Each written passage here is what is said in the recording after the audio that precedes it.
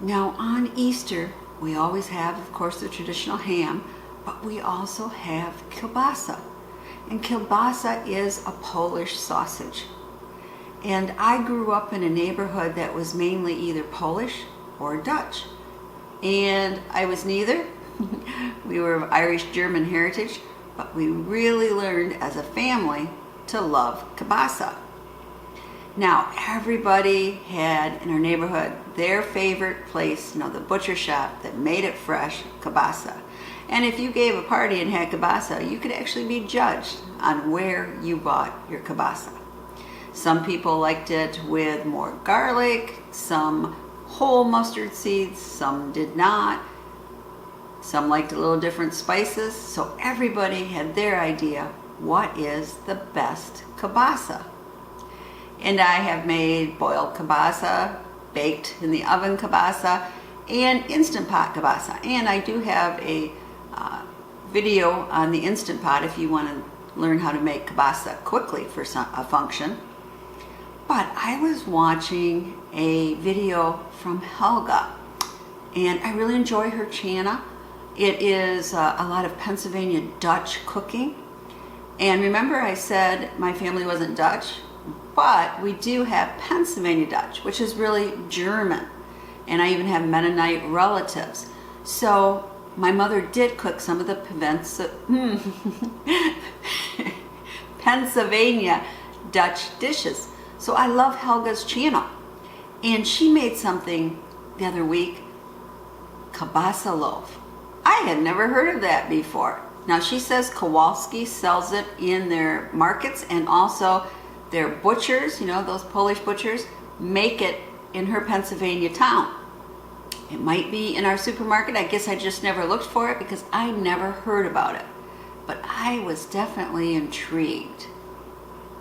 Now Helga mentioned that she found another website, Pennsylvania Cooking, where she got the recipe. And when I looked on the internet, that was the only recipe I could find also. Now that site also features other Pennsylvania Dutch cooking recipes. So I had to make it. Does it taste like kielbasa? Is this something my family would like? I had to find out. Okay, for this kiebasa loaf, and I should say loaves, I think it makes about 4 loaves. We are using 2.5 pounds of ground pork, 2.5 pounds of ground beef. And then in our spices here, we have a 1/2 tablespoon sugar, 1 tablespoon garlic powder, 1/2 tablespoon black pepper, and 1 tablespoon mustard seed or fresh ground mustard seed. I am using mustard seed powder. And then we're going to have 2 cups of ice water, which I'll take out of the freezer. It's getting cold. Now the one thing you might not have in your pantry is over there. That is the Tenderquick, and that is used for home curing. You might be able to find it at your local shopping mart. If not, it's pretty reasonably priced on Amazon, but we need 3 tablespoons of that. Now, Morton Tenderquick is a fast cure mix. It's what gives that meat the pink color. It is not a meat tenderizer. It's a quick curing agent made principally from sugar, salt, which is both sodium nitrate and sodium nitrite, and propylene glycol to keep the mixture uniform. Let's mix up our pork and our ground beef. And I have a confession here to make.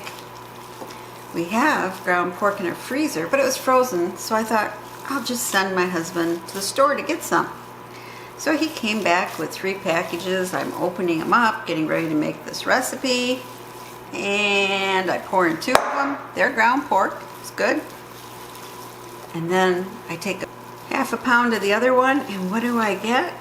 I notice after I have it in here, yeah, he bought ground Italian sausage. So this might not taste exactly like it's supposed to. Okay, let's add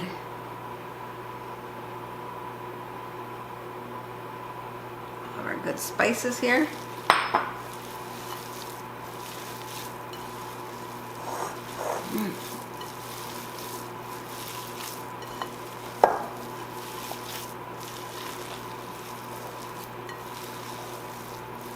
You know what? When we add the water, we'll be able to mix it better. Our Tenderquick.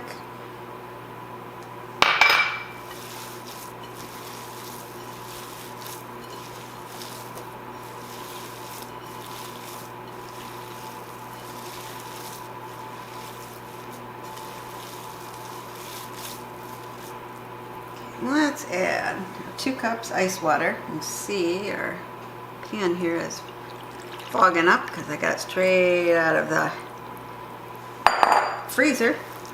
Oh yeah, that makes it just so nice. Ha ha ha.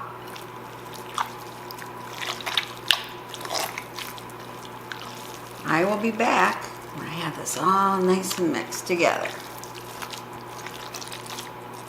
Now she just makes a loaf kind of by hand here.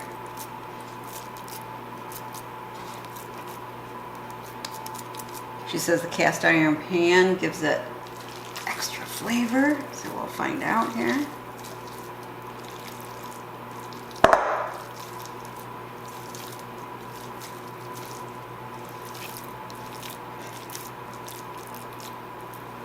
Just a little more there.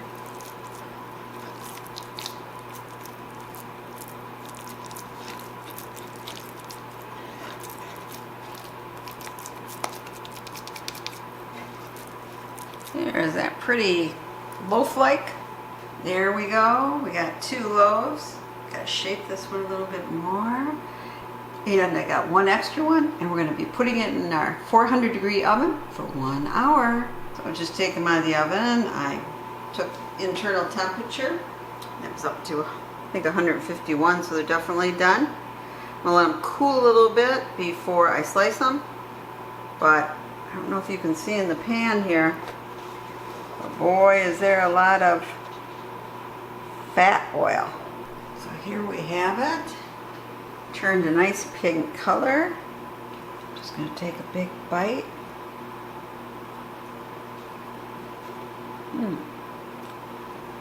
It does taste quite a bit like kielbasa. So what's my final take on this? You know, I was surprised. My husband too. It really does taste like kielbasa in more of a solid form. And I think it'd be great to also fry up afterwards and put in sandwiches. But would it replace our traditional kielbasa? I don't think so, because I like the kielbasa in the little casings. It's a little bit juicier. A lot of the juice leaves the loaf. And I just think that that's what my family will prefer, because that's what they've always known. But it was interesting making this. I'm giving a loaf to each of my sons so they can try it out. But I wish when I made it, I would have made a half a recipe. It makes an awful lot. And especially if you haven't tasted it for the first time, you might want only a half recipe. So at the bottom, I have a half recipe as well as the full recipe. So if you're a lover of kielbasa, try making Kiebasa loaf.